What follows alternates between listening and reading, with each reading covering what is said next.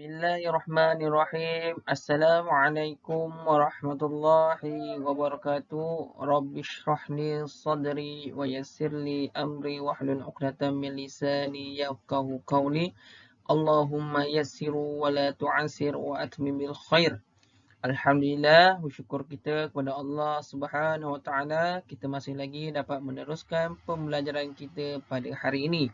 Pada hari ini kita nak sambung pelajaran pada minggu lepas di dalam tajuk solat berjamaah membentuk kekuatan ummah.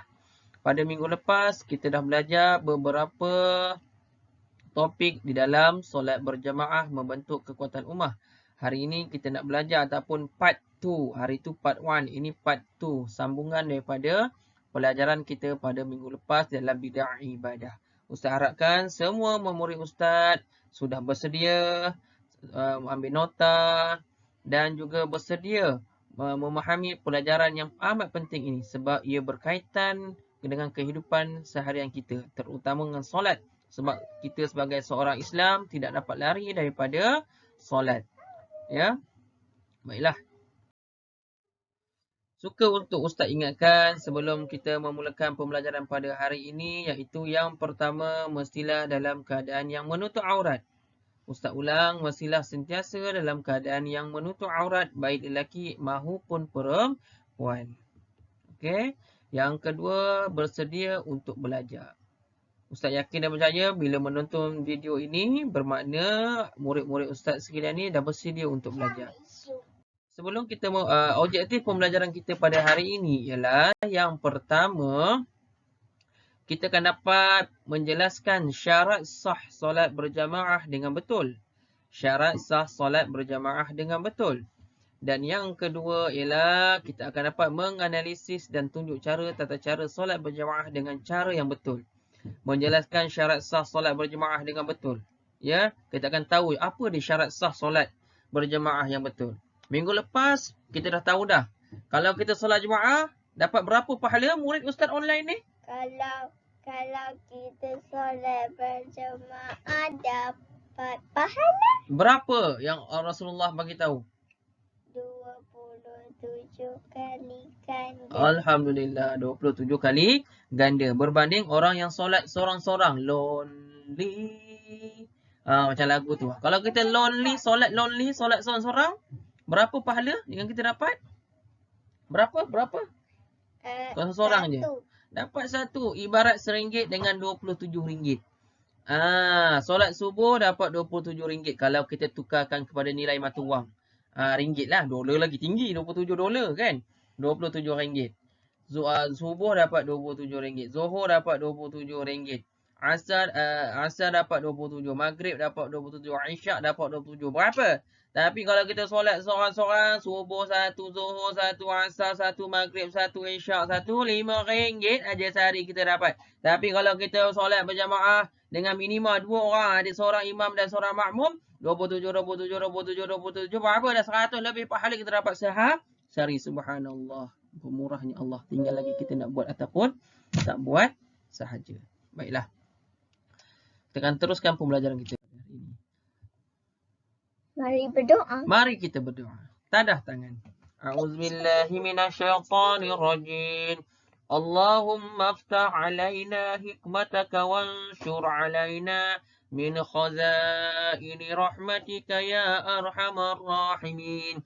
Ya Allah, bukakanlah ke atas kami hikmahmu dan limpahkanlah ke atas kami khazanah rahmatmu. Ya Allah yang maha pemurah lagi maha penyayang. Rabbi shrah li sadri wa yassir li amri wahlul 'uqdatam min lisani yafqahu qawli.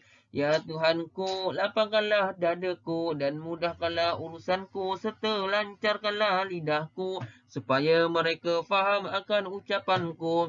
Allahumma yassiru wa la tu'assir. Allahumma yassiru wa la tu'assir. Ya Allah, permudahkanlah pembelajaran kami pada hari ini. Wa la tu'assir. Dan janganlah engkau menyukarkannya atau menyusahkannya. Amin. Rabbi zidna ilma. Rabbi zidna ilma warzuqna fahma ya rabbal alamin. Dan Allah berikan ketambahan ilmu pengetahuan yang baru kepada kita. bagi memberkati lagi kelas kita pada hari ini, sama-sama kita baca Ummul Kitab Al-Fatihah. A'udzu billahi minasyaitonir rajim. Bismillahirrahmanirrahim.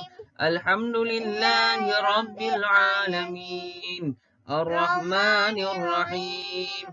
Maliki yaumiddin. Iyyaka na'budu wa iyyaka nasta'in. Ihdinas siratal mustaqim. Siratal ladzina an'amta 'alaihim ghairil maghdubi 'alaihim waladdallin. Amin. Amin ya rabbal alamin. Baiklah. Okey. Teruskan pembelajaran kita pada hari ini. Sebelum kita memasuk part 2 ataupun bahagian yang kedua, kita ulang kaji sikit pelajaran kita pada minggu lepas. Okey. Okey, tak apa. Ini pasal solat berjemaah. Yang Allah kata apa? Tidak sama solat bersendirian. Itu solat berjemaah kita akan dapat 27 kali ganda pahala berbanding dengan solat bersendirian. Minggu lepas Ustaz dah jelaskan dengan lebih detail dengan perkara tersebut. Kemudian solat berjemaah, arti solat jemaah ialah solat yang dilakukan lebih daripada seorang atau secara meramai dengan diketahui oleh seorang imam. Lafaz niat imam dan makmumnya bezanya makmuman, imaman dan juga makmuman. Kalau kita sebagai seorang imam, imaman. Kalau sebagai seorang makmum, makmumah. Hukumnya ada dua kat sini, iaitu yang pertama fardu kifayah bagi solat fardu dan juga fardu ain bagi solat Jumaat. Fardu kifayah ialah bila ada orang lain melakukan, orang lain nak buat boleh, tak buat pun boleh, terlepas bagi dia. Tetapi kalau fardu ain ni maksudnya wajib. Contohnya macam solat Jumaat, mesti kena pergi.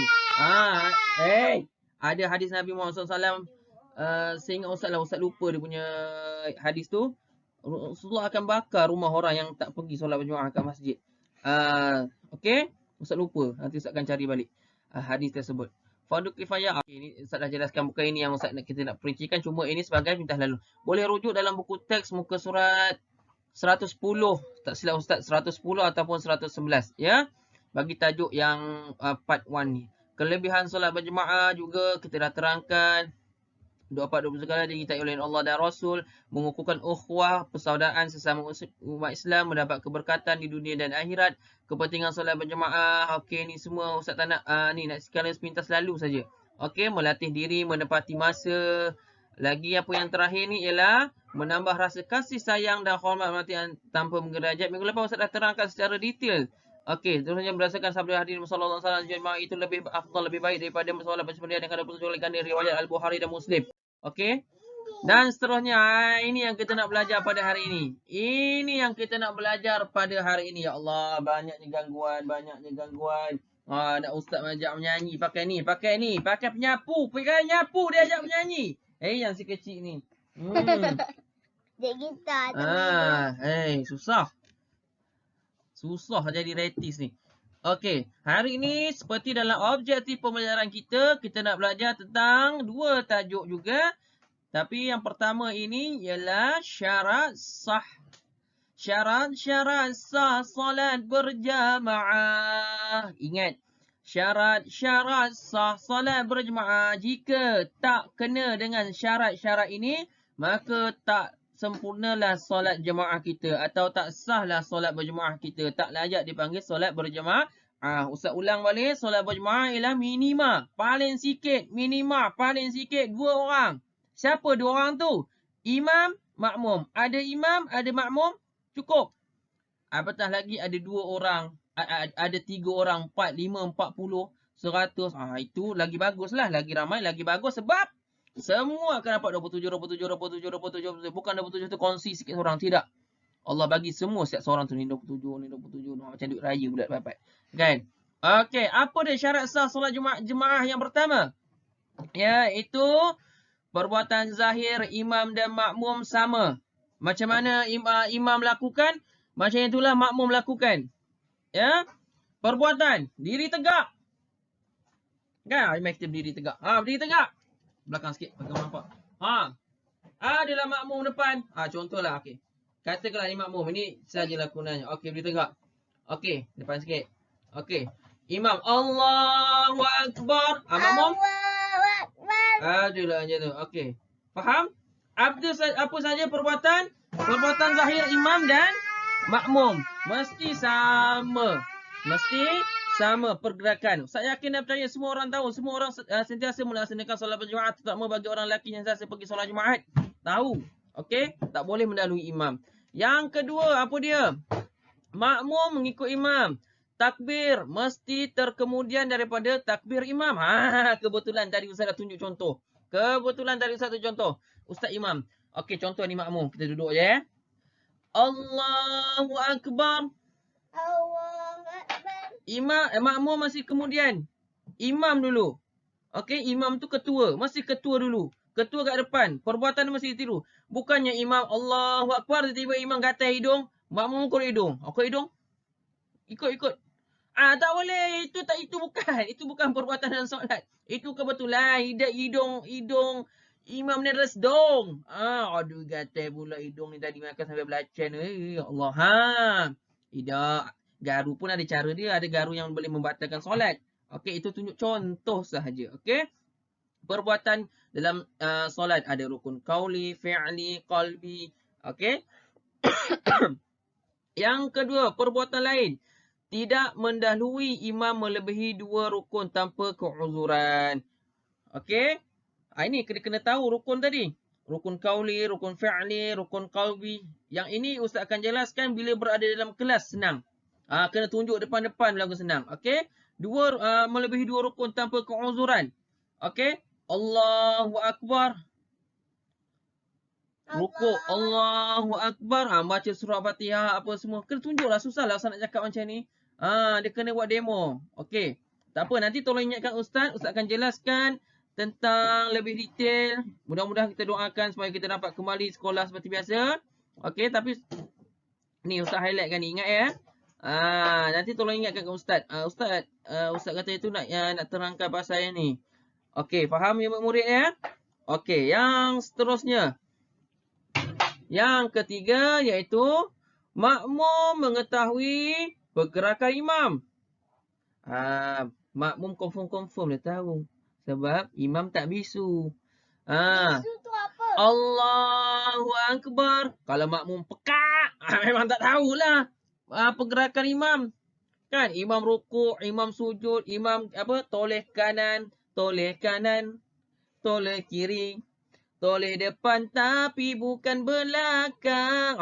Itu lagu senario. Okey, mana ada solat sampai toleh belakang pula kan? Okey. Makmum mengetahui pergerakan. Bisu tu tak boleh nak bercakap. Dia pakai lampu isyarat je. Makmum mengetahui pergerakan imam. Yang seterusnya ialah makmum dan imam berhimpun dalam satu tempat tanpa berpisah.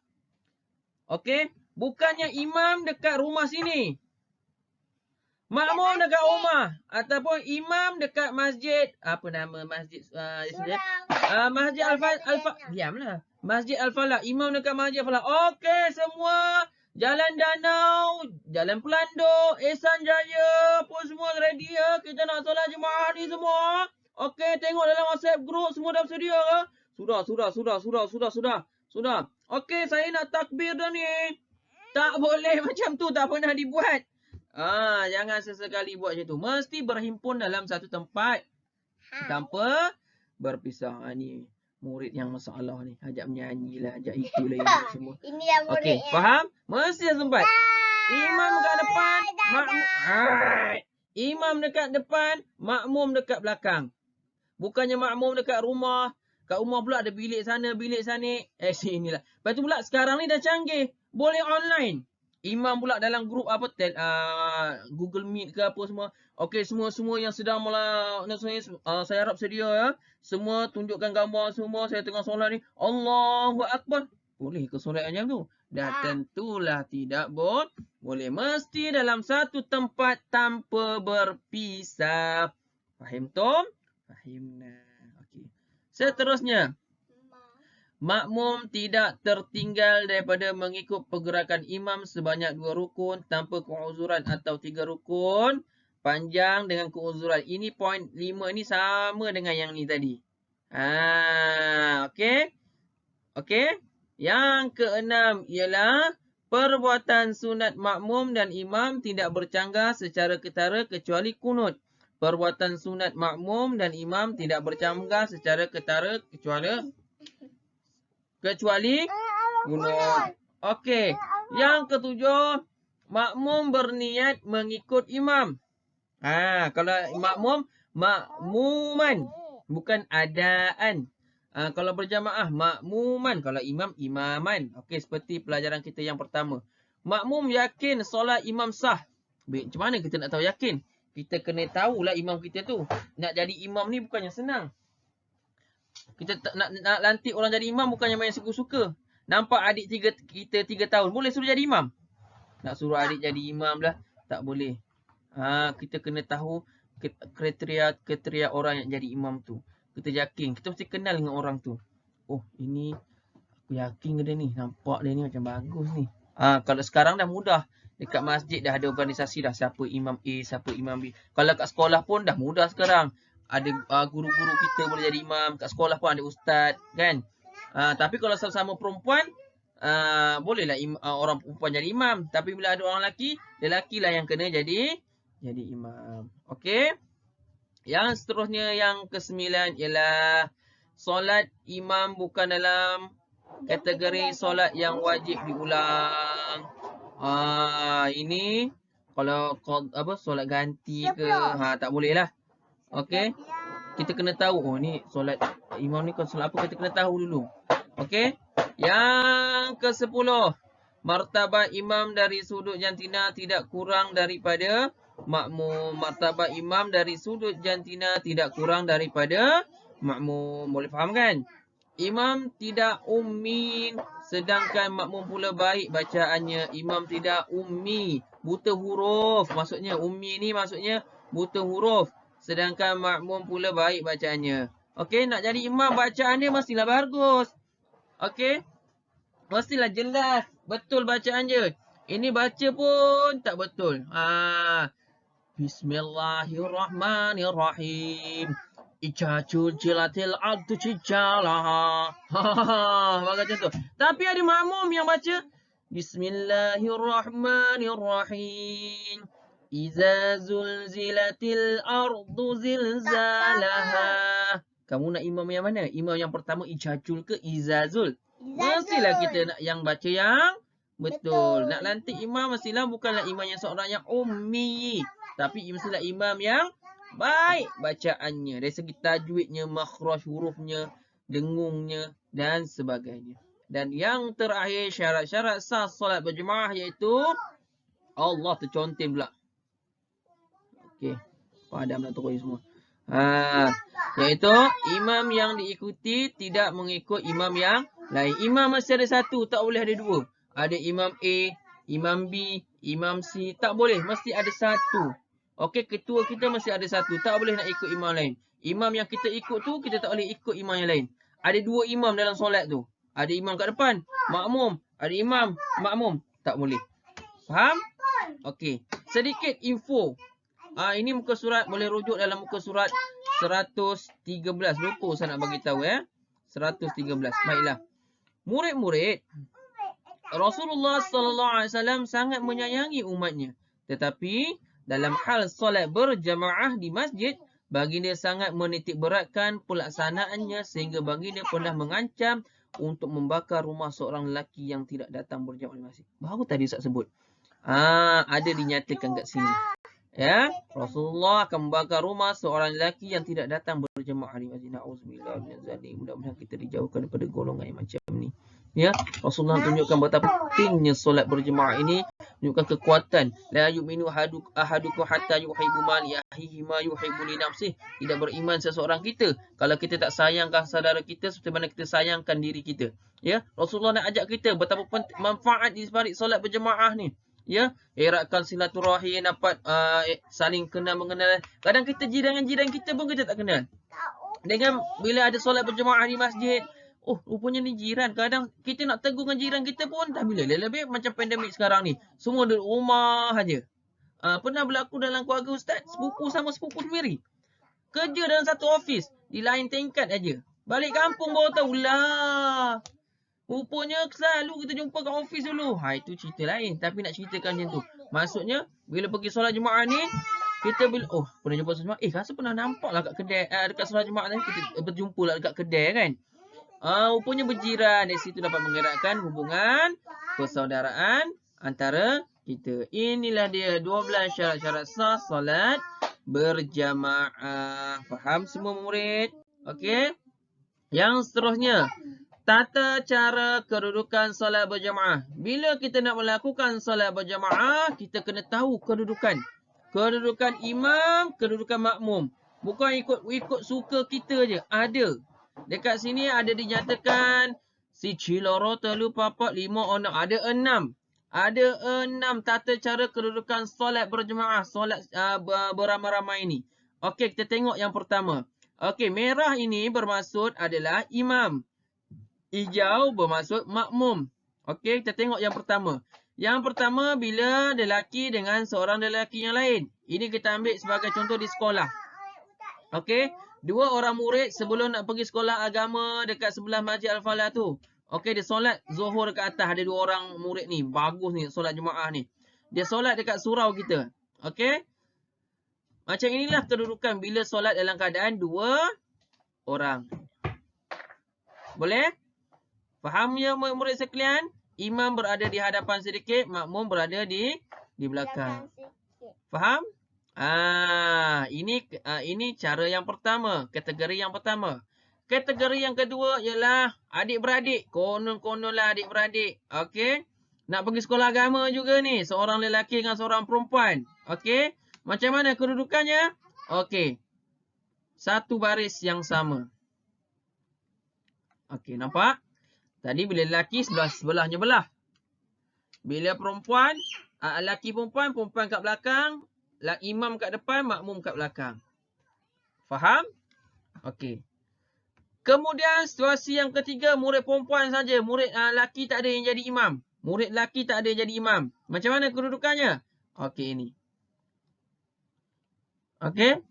Imam yang perempuan yang pakai sejadah yang ni, jelas ni, yang Ustaz tunjuk ni. Ini imam. Ini makmum. Boleh bila bersama dengan perempuan sahaja. Bila ada lelaki kecuali adik kecil lah. Okey? Faham?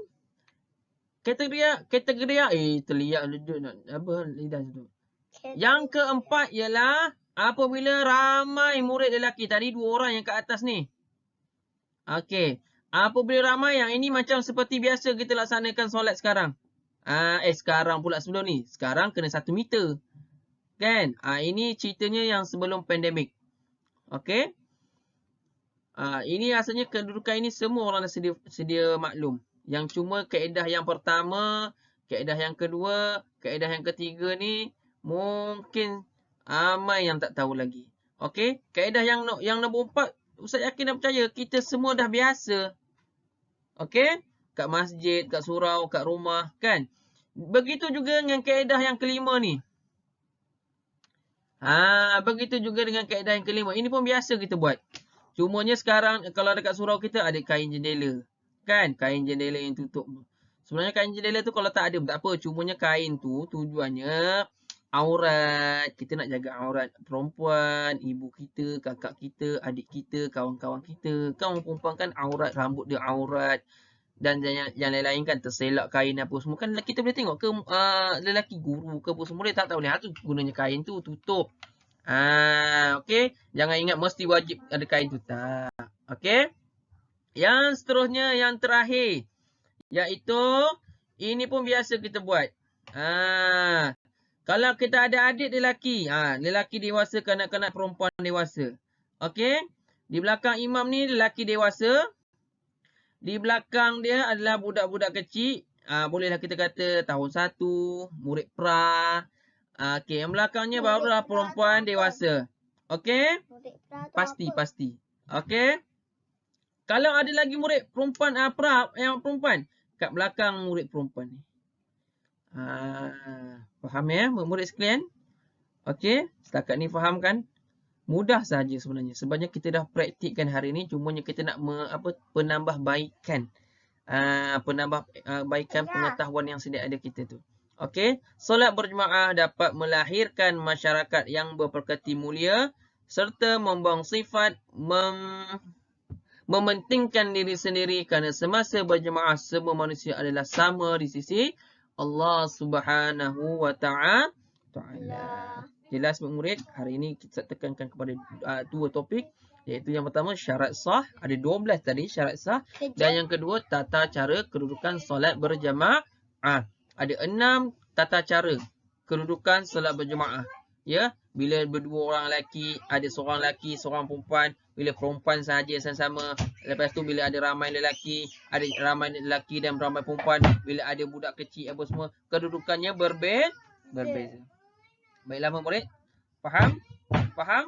Ustaz harapkan semua faham pelajaran Ustaz pada hari ini. Jadi, hari ini Ustaz tak nak bagi homework, Ustaz tak nak bagi kerja.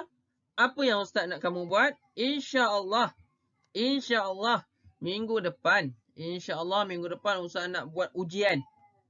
Ustaz nak rangkum semua tajuk. Kalau hari Ahad kan Jawi kan, satu tajuk pasal Jawi daripada yang awal tahun kita belajar. Hari Isnin kita belajar Al-Quran.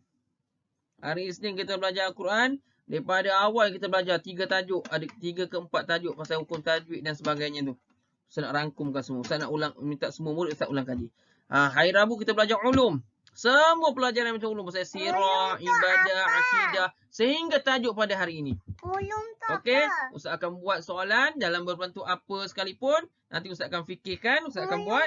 Mudah-mudahan Ustaz tengok sejauh mana murid Ustaz faham apa yang Ustaz ajar selama ni. Hari ni bulan ke-6, maksudnya dah setengah tahun kita belajar. Okey? Sama ada belajar secara bersemuka, PDPC, ataupun secara maya, PDPR. Ya? Itu saja pembelajaran kita pada hari ini.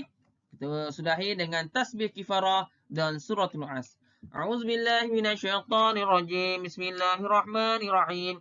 Subhanakallahumma wa bihamdika asyhadu an la ilaha illa anta astaghfiruka wa atubu ilaik. Bismillahirrahmanirrahim. Wal 'asr. Innal insana lafi khusr.